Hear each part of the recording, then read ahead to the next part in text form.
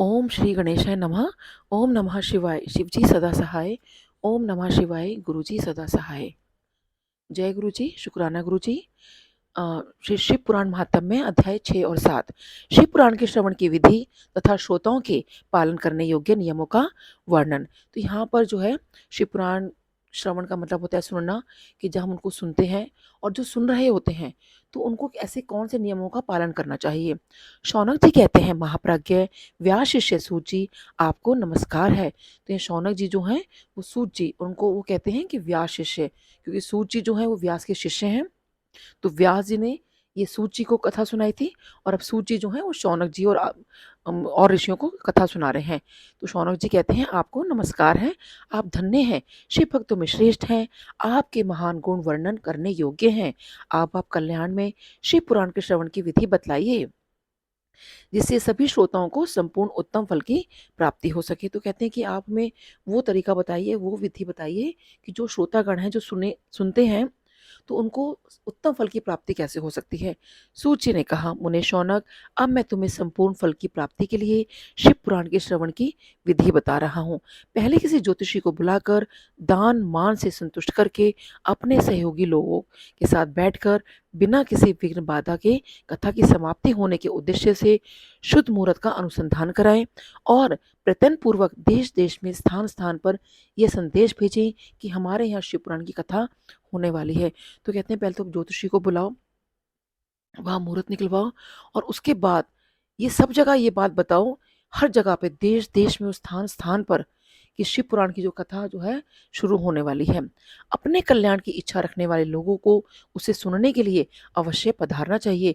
तो कहते हैं कि जो भी अपना कल्याण चाहता है, कि उसका कल्याण हो, उसको अच्छे फल की, उत्तम फल की प्राप्ति हो, तो उसको जो है शिव पुराण जरूर सुनना चाहिए। कुछ लोग भगवान श्री हरि की कथा से बहुत दूर पड़ गए हैं। देखिए, ये बात सच है कि आज का जो माहौल हो गया है कलयुग के अंदर, भगवान से लोग बहुत दूर होते जा रहे हैं। और तो शिव पुराण में यही लिखा हुआ है कि जो लोग बहुत दूर होते जा रहे हैं इन कथा से, तो उनको जो है अपने उनको बताइए कि कथा शुरू होने वाली है। कितने ही स्त्री शूद्र आदि भगवान शंकर के कथा कीर्तन से वंचित रहते हैं।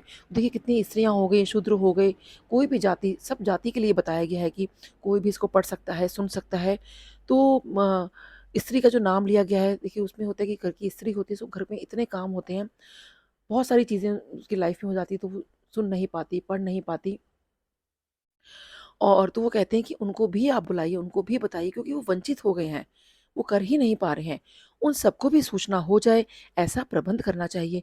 तो उनको आप बताइए, ऐसी सूचना करवाइए और ऐसा प्रबंध भी करिए कि उनको पता चले कि शिव पुराण की कथा हो रही है। देखिए शिव पुराण की कथा को सुनना कितना ज़रूरी है। तो ये शिव पुराण महात्म्य में हमें हम लोग ये पढ़ रहे हैं। देश देश में जो भगवान शिव के भक्त हों तथा शिव कथा के कीर्तन और श्रवण के लिए उत्सुक हों, उन सबको आदर पूर्वक बुलवाना चाहिए और आए हुए लोगों का सब प्रकार से आदर सत्कार करना चाहिए। देखिए इसमें लिखा है कि देश देश में भगवान शिव के जो भक्त हैं उनको आप बुलाओ। देखिए आज क्या हो रहा है, आज जो है जब गुरुजी ने कहा कि शिव पुराण पढ़नी है, तो आज देखो देश देश के अंदर शिव पुराण जो है पढ़ी जा रही है और सबको अ, हम लोग इनवाइट भेजते हैं कि आप शिव पुराण पढ़ो, आप शिव पुराण को सुनो। तो देखिए शिव पुराण महात्म्य में यही लिखा है कि ये काम हमें करना चाहिए, हमें लोगों को बताना चाहिए कि शिव पुराण की कथा जहाँ चल रही है उसको हम ज़रूर सुने। और जो देखिए सुनने आते हैं उनका हमें अच्छे से आदर सत्कार भी करना चाहिए। शिव मंदिर में, तीर्थ में, वन प्रांत में अथवा घर में शिव पुराण की कथा सुनने के लिए उत्तम स्थान का निर्माण करना चाहिए। कहते हैं जहाँ भी आप कर रहे हो वहाँ पे शिव पुराण की कथा सुनने के लिए आप उत्तम जो है स्थान का निर्माण करो। केले के खंभों से सुशोभित एक ऊंचा कथा मंडप तैयार कराएं, उसे सब और फल पुष्प आदि से तथा सुंदर चंदोवे से अलंकृत करें और चारों ओर ध्वजा पताका लगाकर तरह तरह के सामानों से सजाकर सुंदर शोभा संपन्न बना दें। भगवान शिव के प्रति सब प्रकार से उत्तम भक्ति करनी चाहिए। तो कहते हैं कि बहुत सुंदर आप जो है वहाँ पे कथा मंडप आप बनाओ, उसको फूलों से सजाओ, ध्वजा पताका आप लगाओ और भगवान को भी बहुत सुंदर सजाओ और उनका जो है ना, जो भक्ति है बहुत मतलब शिव के प्रति सब प्रकार से जितना भी आप प्रकार लगा सकते हो, अपना जितना भी आप भगवान को अपनी मतलब उनको स्तुति कर सकते हो, तो उस तरह से हमें उत्तम भक्ति करनी चाहिए। वही सब तरह से आनंद का विधान करने वाली है। तो देखिए कितनी अच्छी लाइन इसमें लिखी है कि जब हम भगवान शिव की भक्ति करते हैं, उत्तम भक्ति करते हैं, तो जो हमें आनंद मिलता है वही आनंद का विधान करने वाली है। तो हम कहते हैं कि हमारी किस्मत में ये, हमारी किस्मत में वो। अगर हम भगवान शिव की भक्ति करते हैं तो हमें सब तरह से आनंद देती है, हर तरह से हमें आनंद की प्राप्ति होती है। परमात्मा भगवान शंकर के लिए दिव्य आसन का निर्माण करना चाहिए तथा कथावाचक के लिए भी एक ऐसा दिव्य आसन बनाना चाहिए जो उनके लिए सुखद हो सके। तो कहते हैं भगवान शिव के लिए तो आपने आसन बनाना ही है, और जो कथा बोलेगा उसके लिए भी आप ऐसा आसन बनाओ ताकि उसको बहुत ही आराम है, उसको आसान रहे वहाँ उसको बैठना, जो कि उसके लिए सुखद हो। मुने नियम पूर्वक कथा सुनने वाले श्रोताओं के लिए भी यथा योग्य सुंदर स्थानों की व्यवस्था करनी चाहिए। अन्य लोगों के लिए साधारण स्थान ही रखने चाहिए, और कहते हैं उनके लिए तो आप अच्छा स्थान बनाओ, लेकिन बाकी लोगों के लिए आप साधारण स्थान ही रखो। जिसके मुख से निकली हुई वाणी देहधारियों के लिए कामधेनु के समान अभिष्ट फल देने वाली होती है, उस पुराण वेता विद्वान वक्ता के प्रति तुच्छ बुद्धि कभी नहीं करनी चाहिए। देखिए इसमें ये लाइन में जो आगे लिखा है, इसमें हमें कितनी सीख मिलती है, कितना बड़ा मैसेज है इसके अंदर, कि जब हम किसी से शिवपुराण सुनते हैं तो वो जो उसको यहाँ पे विद्वान व्यक्ति कहा गया है, और उसमें ये कहा गया है कि कोई भी हमें उनके प्रति, यानी कि जो शिवपुराण की कथा बोल रहा है, हमें उनके प्रति कोई भी तुच्छ बुद्धि मन में नहीं रखनी है कि ये कैसे बोल रहा है, कैसे कर रहा है। तो कहते हैं हमें जो भी वक्ता बोल रहे हैं, जो भी शिवपुराण सुना रहे हैं, तो हमें उनके प्रति तुच्छ बुद्धि कभी नहीं रखनी चाहिए। संसार में जन्म तथा गुणों के कारण बहुत से गुरु होते हैं, परंतु उन सब में पुराणों का ज्ञाता विद्वान ही परम गुरु माना गया है। कहते हैं ऐसे तो संसार में बहुत गुरु हैं, लेकिन जिनको ज्ञान हो, और देखिए ज्ञान जो है भगवान शिव से ज़्यादा तो किसी को है ही नहीं, और इसीलिए उनको कहा गया कि वो कलयुग में आएंगे और गुरु का रूप में आएंगे। तो आज और जब गुरु जी आए इस धरती पे, तो देखिए जब ये हम बातें सुनते हैं और पढ़ते हैं, तो लगता है कि गुरु जी ने देखिए हमारी लाइफ कितनी सरल बनाने के लिए यहाँ पर आए और हमें ये ज्ञान देने आए, और उन्होंने ही कहा कि शिव पुराण पढ़ना चाहिए। तो कहते हैं जो पुराणों का ज्ञाता विद्वान ही परम गुरु। तो ये हमें जो ज्ञान दिया कि पुराण पढ़ना चाहिए, ये हमें जो है सीख हमारे गुरु जी से मिली। और वो कहते हैं परम गुरु उन्हीं को ही माना गया है। पुराण वेता पवित्र, दक्ष, शांत, ईर्ष्यावश, विजय पाने वाला, साधु और दयालु होना चाहिए। तो कहते हैं जो पुराण वेता है वो बहुत शांत होना चाहिए, उसमें ईर्ष्या नहीं होनी चाहिए, वो साधु होना चाहिए, दयालु होना चाहिए। ऐसा प्रवचन कुशल विद्वान इस पुण्यमय कथा को कहे। सूर्य उदय से आरंभ करके 3:30 पहर तक उत्तम बुद्धि वाले विद्वान पुरुष को शिव पुराण की कथा सम्यक रीति से बांचनी चाहिए। तो वो कहते हैं कि इसको सुबह आपने पढ़ना शुरू करना चाहिए, और उसको 3:30 पहर तक जो है इसको पढ़ते रहना चाहिए। सम्यक का मतलब होता है उचित, यानी कि उचित तरीके से इसको पढ़ना चाहिए। मध्याह्न काल में 2 घड़ी तक कथा बंद रखनी चाहिए, जिससे कथा कीर्तन से अवकाश पाकर लोग मल मूत्र का त्याग कर सकें। तो कहते हैं कि आप बीच में थोड़ी देर के लिए आप इसको बंद कर सकते हो, ताकि जो है आप अपना रेस्ट ले सको। कथा प्रारंभ के दिन से 1 दिन पहले ही व्रत ग्रहण करने के लिए वक्ता को शौर करा लेना चाहिए। जिन दिनों कथा हो रही हो उन दिनों प्रयत्न पूर्वक प्रातःकाल का सारा नित्य कर्म संक्षेप से ही कर लेना चाहिए। वक्ता के पास उसकी सहायता के लिए एक दूसरा वैसा ही विद्वान स्थापित करना चाहिए, वह भी सब प्रकार के संशयों को निवृत्त करने में समर्थ और लोगों को समझाने में कुशल हो। तो कहते हैं कि जब कोई शिव पुराण पढ़ता है तो उनके साथ कोई एक और भी ऐसा वक्ता, कोई ऐसा विद्वान हमें बिठा के रखना चाहिए, क्योंकि देखिए जब कोई बोलते बोलते कोई एक वक्ता थक गया, उसको रेस्ट की ज़रूरत है, क्योंकि लगातार तो कोई भी नहीं पढ़ सकता। तो कहते हैं कि लेकिन शिव पुराण जो है वो मतलब उसको बंद नहीं करना, वो जारी रखनी है। तो कोई एक और वक्ता बिठा के रखें जो शिव पुराण को समझा सके। कथा में आने वाले विघ्नों की निवृत्ति के लिए गणेश जी का पूजन करें। तो कहते हैं जब हम कथा पढ़ते हैं, वैसे तो देखिए हमारे हिंदू धर्म में माना जाता है कि हम जब भी कोई अच्छा कार्य करें, कुछ भी कार्य करें, मंगल कार्य करें, तो गणेश जी का नाम लेना बहुत ज़रूरी है। तो कहते हैं कि कोई भी विघ्न ना आए, तो सबसे पहले आप गणेश जी का पूजन करें।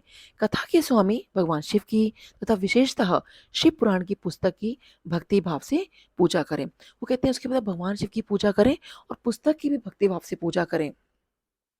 तत्पश्चात उत्तम बुद्धि वाला श्रोता तन मन से शुद्ध एवं प्रसन्नचित हो आदर पूर्वक शिव पुराण की कथा सुने।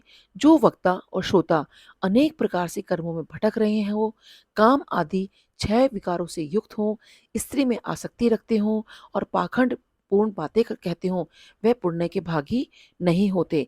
जो लौकिक चिंता तथा धन ग्रह एवं पुत्र आदि की चिंता को छोड़कर कथा में मन लगाए रहते हैं, उन शुद्ध बुद्धि पुरुषों को उत्तम फल की प्राप्ति होती है। तो कहते हैं कि देखिए, वैसे तो हमें हमेशा हर बात की चिंता होती है, तभी कहते हैं ना कि हमें सब कुछ भगवान पे छोड़ देना चाहिए। कहते हैं उनको किसी चीज़ का भी, ना धन की, ना अपने घर की, ना बच्चों की, किसी की भी चिंता अगर उनको नहीं है, तो उनको वो कहते हैं शुद्ध बुद्धि वाले। क्योंकि उनको पता है जब भगवान पे हमें विश्वास होता है ना, तो हम ये सोचते हैं कि भगवान दिखेंगे ना फिर। जब भगवान पे सब कुछ छोड़ दिया, तो फिर हम चिंता किस बात की। तो वो कहते हैं कि हमें इसलिए फल की हम तभी प्राप्ति होती है जब हम अपना मन जो है शुद्ध बुद्धि पुरुषों की तरह रखें। जो श्रोता श्रद्धा और भक्ति से युक्त होते हैं, दूसरे कर्मों में मन नहीं लगाते और मौन, पवित्र एवं उद्देक शून्य होते हैं, वही पुण्य के भागी होते हैं।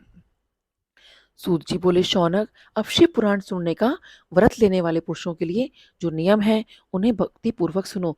तो अभी तो सूत जी ने ये बताया कि जिसने पाठ पढ़ना है, शिव पुराण पढ़नी है, उनके क्या नियम है। और अब वो कहते हैं कि जो सुन रहा है, अब उसके लिए क्या नियम है। नियम पूर्वक इस श्रेष्ठ कथा को सुनने से बिना उस किसी विघ्न बाधा की उत्तम फल की प्राप्ति होती है। जो लोग दीक्षा से रहित हैं, उनका कथा श्रवण में अधिकार नहीं है। अतः मुने, जब कथा सुनने की इच्छा वाले सब लोगों को पहले वक्ता से दीक्षा ग्रहण करनी चाहिए। जो लोग नियम से कथा सुने, उनको ब्रह्मचर्य से रहना, भूमि पर सोना, पतल में खाना और प्रतिदिन कथा समाप्त होने पर ही अन्न ग्रहण करना चाहिए। जिसमें शक्ति हो, वह पुराण की समाप्ति तक उपवास करके शुद्धता पूर्वक भक्ति भाव से उत्तम शिव पुराण को सुने। तो कहते हैं कि वैसे तो जो भी कथा सुन रहा है, और सुनने वाला और सुनाने वाला दोनों को व्रत ग्रहण करना चाहिए, उनको ज़मीन पर सोना चाहिए, बहुत ही सिंपल खाना खाना चाहिए। और वो कहते हैं, और अगर जिससे हो सके तो जब ये कथा समाप्त हो जाए तभी वो अन्न ग्रहण करें।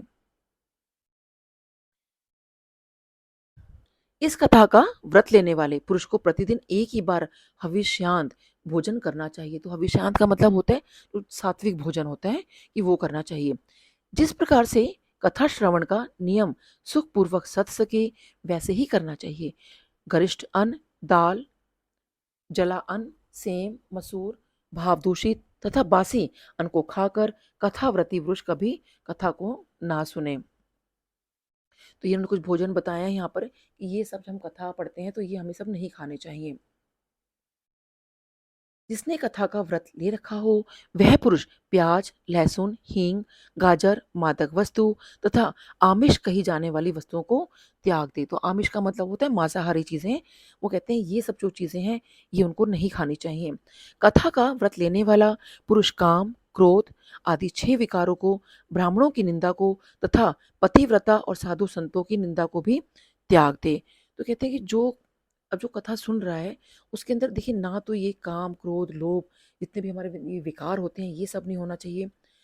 वो ब्राह्मणों की निंदा, देखिए निंदा तो बिल्कुल करनी ही नहीं चाहिए। और देखिए ये भी हमें गुरुजी ने ही बताया, और कि निंदा करना बहुत गलत बात है। तो हमें निंदा चुगली होती है, कभी नहीं करनी चाहिए किसी की भी। कथाव्रती पुरुष प्रतिदिन सत्य, शौच, दया, मौन, सरलता, विनय तथा हार्दिक उदारता, इन सद्गुणों को सदा अपनाए रखें। तो कहते हैं कि जो आपके अंदर अच्छी चीज़ें हैं ना, जो दया है, सरलता है, विनय भाव है, तो ये सब अपने मन में हमेशा रखें। किसी के प्रति कोई द्वेष की भावना, ईर्ष्या की भावना नहीं होनी चाहिए। श्रोता निष्काम हो या सकाम, तो यहाँ पे निष्काम का मतलब होता है जो कामना रहित है, जिसको कोई कामना नहीं, जिसकी कोई अभिलाषा नहीं है। और सकाम का मतलब होता है कामना युक्त, जिसके अंदर कोई ना कोई अभिलाषा है। तो कहते हैं श्रोता निष्काम हो या सकाम, वह नियम पूर्वक कथा सुने। क्योंकि देखिए हम इंसान हैं, कहीं ना कहीं हर किसी के इंसान में कोई ना कोई इच्छा होती है कि हमारा ये काम हो जाए, क्योंकि हम उस तरह से अपने कोई भी काम को नहीं छोड़ सकते। तो कहीं ना कहीं वो कामना रहती है, किसी भी चीज़ के लिए हो। तो यही बताया गया कि निष्काम का मतलब होता है जिसमें कोई भी कामना नहीं होती, और सकाम जिसमें कोई ना कोई कामना होती है। तो कहते हैं कोई भी इसको सुन सकता है। सकाम पुरुष अपनी अभिष्ट कामना को प्राप्त करता है। तो कहते हैं कि अगर किसी के मन में देखिए इच्छा है कि हाँ मेरे मन में ये इच्छा है कि ये काम हो जाए, तो वो उसको अभिष्ट होती है। यानी कि अभिष्ट का मतलब होता है जो वस्तु हम चाहते हैं, तो वो उसकी पूर्ण होती है, यानी कि वो उसको मिलती है। क्योंकि भगवान तो देखिए यहाँ देने के लिए बैठे हैं। और जो निष्काम है, जिसके अंदर कोई कामना ही नहीं है, तो अगर वो इसको सुनता है, तो कहते हैं उस पुरुष, वो जो पुरुष है वो मोक्ष पा लेता है। दरिद्र, क्षय का रोगी, पापी, भाग्यहीन तथा संतान रहित पुरुष को भी इस उत्तम कथा को सुनना चाहिए। तो कहते हैं जो अगर कोई गरीब भी है, क्षय का रोगी है, कोई उसको बीमारी है, कुछ भी है, कोई पापी है, कोई भाग्यहीन है, कोई कहता है ना कि अरे उसकी किस्मत में ऐसा नहीं लिखा, वैसा नहीं लिखा, तो वो कहते हैं कि कोई भी कैसा भी पुरुष हो, उसको ये कथा जरूर सुननी चाहिए।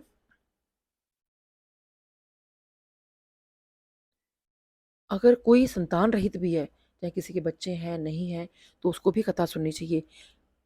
काकबंध्या आदि जो 7 प्रकार की दुष्टा स्त्रियां हैं, वे तथा जिसका गर्भ गिर जाता हो, वह इन सभी को शिव पुराण की उत्तम कथा सुननी चाहिए। तो कहते हैं कि जो कोई भी स्त्री हो, वो कैसी भी हो, उसको भी जो है अ, इस व्रत का मतलब जो कथा है वो सुनना चाहिए। और मतलब कोई भी शिव पुराण की कथा को सुन सकता है। तो काक बांधिया, इसमें जो शब्द आया है, काक बांधिया का मतलब होता है जो एक संतान के बाद बांझ हो जाती है, यानी जिसके एक अगर कोई पुत्र या पुत्री हो जाए तो दोबारा फिर नहीं होता, तो उसको काक बांधिया बंधिया बोला गया है। मुने, स्त्री हो या पुरुष, सबको यत्न पूर्वक विधि विधान से शिव पुराण की यह उत्तम कथा सुननी चाहिए। तो हर कोई जो है इस कथा को सुने। महर्षि, इस तरह शिव पुराण की कथा के पाठ एवं श्रवण संबंधी यज्ञ उत्सव की समाप्ति होने पर श्रोताओं को भक्ति एवं प्रयत्न पूर्वक भगवान शिव की पूजा की भांति पुराण पुस्तक की भी पूजा करनी चाहिए। तो कहते हैं जब आपकी शिव पुराण खत्म हो जाए, तो आपने भगवान शिव की तो पूजा करनी है। तो जो ये किताब है, ये जो हमारी शिव पुराण की है, तो कहते हैं शिव पुराण का जो ये पुस्तक है, इसको भी हमें इसको पूजा करनी चाहिए, इसकी भी। तदनंतर विधि पूर्वक वक्ता का भी पूजन करना आवश्यक है। कहते हैं जो वक्ता होते हैं, यानी कि जो आपको कथा सुना रहा है, कहते हैं उसका भी आप पूजन करें। पुस्तक को आच्छादित करने के लिए नवीन एवं सुंदर बस्ता बनावें और उसे बांधने के लिए दृढ़ एवं दिव्य डोरी लगावें। फिर उसका विधिवत पूजन करें। मुनिश्रेष्ठ इस प्रकार महान उत्सव के साथ पुस्तक और वक्ता की विधिवत पूजा करके वक्ता की सहायता के लिए स्थापित हुए पंडित का भी उसी के अनुसार धन आदि के द्वारा उससे कुछ ही कम सत्कार करें। कहते जो ब्राह्मण आदि हैं, तो कहते हैं उनका भी जो है आपको सत्कार करना चाहिए। वहां आए हुए ब्राह्मणों को अन्न, धन आदि का दान करें। साथ ही गीत, वाद्य और नृत्य आदि के द्वारा महान उत्सव रचाएं। तो कहते हैं कि जो ब्राह्मण आए हुए हैं, उनको अन्न दान दीजिए आप, और जो भी है आप दान कर सकते हैं वो दान दीजिए आप। और देखिए गान का बहुत महत्व बताया, वाद्य, नृत्य। तो देखिए गुरु जी भी हैं, डांस करवा के वो कितना लोगों को ठीक किया है। और वो यही कहते हैं कि हमें भगवान शिव का जो है पूजन वो इसी तरह से करना चाहिए, गाते बजाते हुए। और एक तरह का उत्सव जैसे फेस्टिवल होता है ना, उस तरह का जो है उत्सव मनाना चाहिए। मुने, यदि श्रोता विरक्त हो तो उसके लिए कथा समाप्ति के दिन विशेष रूप से उस गीता का पाठ करना चाहिए, जिसे श्री रामचंद्र जी के प्रति भगवान शिव ने कहा था। यदि श्रोता गृहस्थ हो तो उस बुद्धिमान को श्रवण कर्म की शांति के लिए शुद्ध हविष्य के द्वारा होम करना चाहिए। तो कहते हैं कि अगर कोई इसमें कहते हैं कि गीता का पाठ भी करने के लिए बोला गया है, जिसे भगवान श्री रामचंद्र ने श्री रामचंद्र ने भगवान शिव के लिए कहा था। तो वो कहते हैं कि और जो श्रोता गृहस्थ हैं, तो वो कहते हैं कि वो क्या करें? तो वो कहते हैं कि शुद्ध हविष्य के द्वारा होम करें। तो हविष्य है, हविष्य का मतलब होता है जो हवन करने योग्य हो, जिसे आहुति के रूप में अग्नि में डाला जाए, तो वो हविष्य होता है। और होम का मतलब होता है जब हम कोई चीज़ को आहुति देते हैं। तो उसे यज्ञ करना चाहिए, हवन करना चाहिए।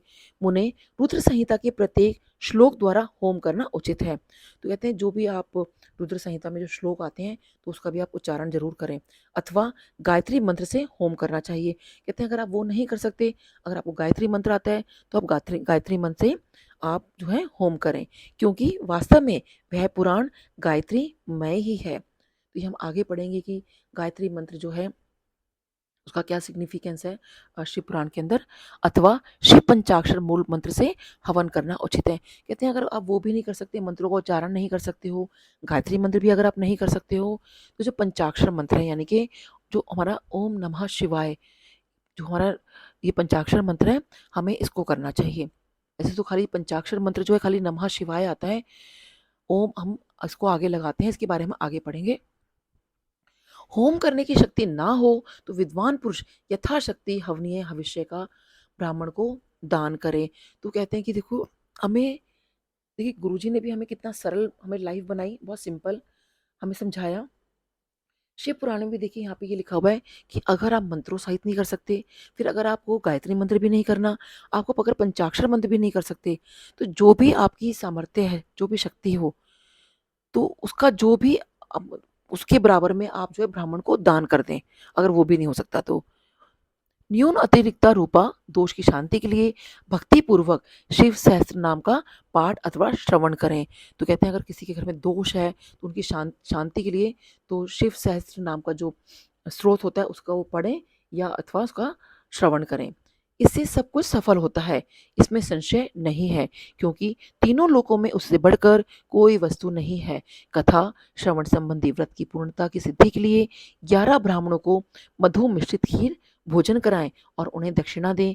मुने यदि शक्ति हो तो 3 तोले सोने का एक सुंदर सिंहासन बनवाएं और उस पर उत्तम अक्षरों में लिखी हुई अथवा लिखाई हुई शिव पुराण की पोथी विधि पूर्वक स्थापित करें।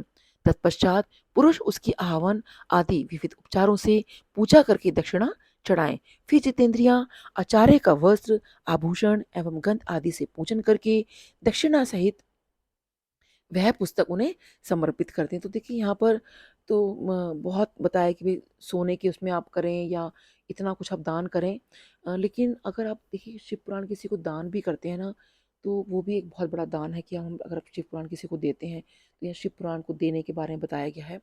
उत्तम बुद्धि वाला श्रोता इस प्रकार भगवान शिव के संतोष के लिए पुस्तक का दान करे। तो देखिए ये बहुत ज़रूरी है, अगर हम शिव पुराण की जो ये पुस्तक है इसका हम अगर दान करते हैं तो शौनक इस पुराण के उस दान के प्रभाव से भगवान शिव का अनुग्रह पाकर पुरुष भव बंधन से मुक्त हो जाता है।